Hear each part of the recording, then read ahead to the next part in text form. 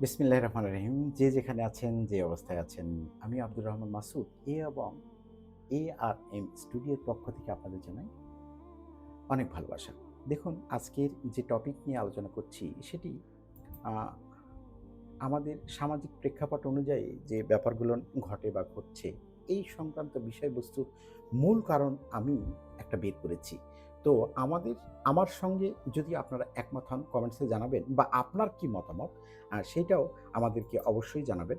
কারণ দেখুন না, আমাদের এই সমাজ বিনির্মাণে বা সুন্দর করতে আ শুধু যে সরকার করবে তা কিন্তু না। আমাদেরকেও এগিয়ে আসতে হবে বা আমাদেরকে সচেতন থাকতে হবে যে বহির্বিশ্বের কোনো কুনজর যেন আমাদের বাংলাদেশটাকে নষ্ট না করতে পারে বা আমাদের বাংলাদেশের সমাজ ব্যবস্থাকে নষ্ট কোনোভাবে না করতে পারে। সেক্ষেত্রে আমি কয়েকটা পয়েন্ট আউট করেছি এবং আমার এই পয়েন্ট আউটের ক্ষেত্রে আপনাদের কোনো ডাউট থাকলে আমাকে বলবেন বা আমার এই কমেন্টস বক্সে জানাবেন।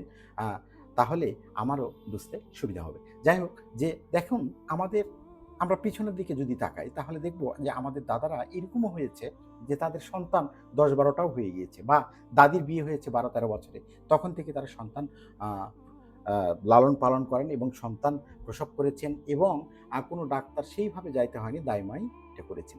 তখন দেখেছি আমরা যে ৩ টা ছেলে যদি থাকে, ৩ টা ছেলে ৩ রকম হয়। হয় যে একজনের লেখাপড়ার দিকে ঝোঁক বেশি, একজন কৃষিকাজের দিকে ঝোঁক বেশি, একজন ব্যবসায়িক কাজের দিক বেশি। কিন্তু শেষ পর্যায়ে কিন্তু বাবা-মাকে কোনো সময় আ বৃদ্ধাশ্রম নামক এই কারাগারে যেতে হয়নি। তাদের শেষ বয়সটা কিন্তু সেই সময় কেটেছে আপনার একটা কর্তা হিসেবেই কেটেছে এবং সম্মান নিয়ে কিন্তু তারা শেষ জীবনটা পাড়ি দিয়েছে। কিন্তু এখন আমাদের এই সমাজ ব্যবস্থা বা কলিযুগে এসে আমরা দেখছি যে একটি সন্তানই যথেষ্ট এবং এই যে স্বামী-স্ত্রীর সমান অধিকার, এই ব্যাপারগুলোনের ক্ষেত্রে দেখা যাচ্ছে যে একটা সন্তানই যথেষ্ট এবং স্ত্রীও বাইরে চাকুরি, পেশা etcetera বিভিন্ন পর্যায়ে কিছু করার ক্ষেত্রে দেখা যাচ্ছে সন্তানকে সেভাবে লালন-পালন, ভালোবাসা সেটা দেওয়ার কোনো আ আ সময় দিতে পারে নাই। সেক্ষেত্রে কাজের মেয়ের কাছে মানুষ হয়েছে বা আয়ের কাছে মানুষ হয়েছে। সেক্ষেত্রে অরিজিনাল যে বাবা-মায়ের যে ভালোবাসা পাওয়ার দরকার, সেটা কিন্তু না পাওয়ার কারণে একটা সময় সে বড় হয়ে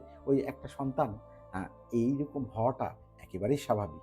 এইজন্য আপনাদের মনে আছে কিনা বাংলাদেশে আমাদের যখন সিসিডিবি নামক একটা সংস্থা ঢুকলো প্রতিষ্ঠান, তখন ঋণ দেওয়ার নাম করে এরা কিন্তু কিছু স্লোগান নিয়ে আমাদের বাংলাদেশে প্রবেশ করেছিল। তার মধ্যে প্রধান ছিল যে নারী নির্যাতন একটা ক্ষেত্রে একটা ছিল।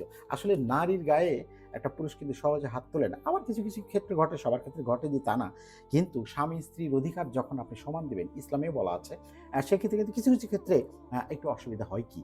কারণ একটা নারীর কাজ তার স্বামীকে দেখাশোনা করা এবং সন্তানকে দেখাশোনা করা। এইটাই তার মূল, বিশেষ করে বেশি কাজ। যদি আপনি ইসলামকে মানেন, আপনি কাজ করবেন ঠিক আছে। কিন্তু আপনাকে এইটা বজায় রেখে কাজ করতে হবে। যাই হোক, এই যে স্বামী-স্ত্রীর সমান অধিকার, এইটা করাতে কি হলো? স্ত্রী স্বামীকে মানে না, স্বামী স্ত্রীকে মানে না, etcetera কোনো কর্তা এখানে থাকলো না। সেই ক্ষেত্রে লাগামহীন জীবনযাপন, এ করছে পরকে, ও করছে পরকে, সন্তান মাঝখানে একেবারে অন্যরকম হয়ে যায় বা সন্তানের পরবর্তীতে অশান্তি হয়ে যায়। এইটা একটা স্লোগান। আর পরবর্তী যে নারী নির্যাতন এবং ১ টা বা ২ টি সন্তান যথেষ্ট নয়। আগেরকার জীবনে মানুষ ১২ টা সন্তান নিয়েও তাদের এত অভাব হয়নি, চলে গিয়েছে দিন। কিন্তু এখন ১ টা সন্তান করে শেষ বয়সে এসে বাবা-মার কিন্তু জায়গা হচ্ছে বৃদ্ধাশ্রমে। এটা হওয়ার কারণ কি? কারণ ওই যে ভালোবাসার অভাব। একটা বাবার প্রতি মায়ের বা মায়ের প্রতি ছেলের একটা টান অনুভব হবে। সেইটাই তো আপনি ১ম অবস্থায় ১ম জীবনেই তো দেননি বাবা-মা। এখন আপনি কেন আশা করবেন বা আশা করলেই যে আপনার এটা হবে? আসলে কিন্তু তা না। তো যাই হোক, আমি আমার পয়েন্ট আউট করেছি এই এনজিও নামক প্রতিষ্ঠানগুলো আমাদের দেশে যখন ঢুকেছে, তখন তাদের কালচারগুলো বা তাদের আ সামাজিকতা বা পরিবেশটুকু করার চেষ্টা করছে। দেখুন না, ওয়েস্টার্ন কান্ট্রি গুলোর দিকে যখন আমরা চোখ দিই বা দৃষ্টিপাত দিই, তখন কিন্তু দেখি তারা বাবা-মা পর্যন্ত, এমনকি আমার বলতে খারাপ লাগছে, তারা কিন্তু মায়ে ছেলে সেক্স করছে। এরকম একটা ব্যাপার। নাউজুবিল্লাহ, আস্তাগফিরুল্লাহ। তো এই সংক্রান্ত ব্যাপার আমাদের তো বাংলাদেশে অ্যাকসেপ্টেড না বা মুসলিম কান্ট্রিতে কোনোভাবেই অ্যাকসেপ্টেড না। তো সেক্ষেত্রে অবশ্যই বি কেয়ারফুল। এদের কোনো আ প্রাধান্য দেওয়ার দরকার নাই। আমার মতে এই যে যারা ভাবেন যে ১ টি সন্তান বা ২ টি সন্তান তাদেরকে খাওয়াবো পারাবো, সৃষ্টিকর্তা খাওয়ানোর মালিক। আল্লাহ তাআলা কাকে কোন সময় কি অবস্থায় রাখবেন সেটা সৃষ্টিকর্তাই ভালো জানেন।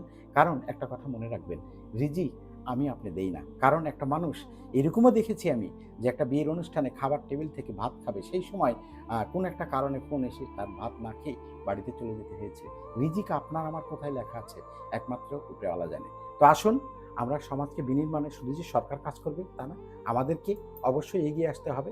সমাজের ছোট, ছোট কিছু অন্যায় অবিচার দেখলে অবশ্যই প্রতিবাদ করতে হবে। কারণ এই প্রতিবাদের সুর আমাদেরকে কিন্তু অলরেডি আমার ছোট ভাই হাদি ভাই কিন্তু দিয়ে গিয়েছে।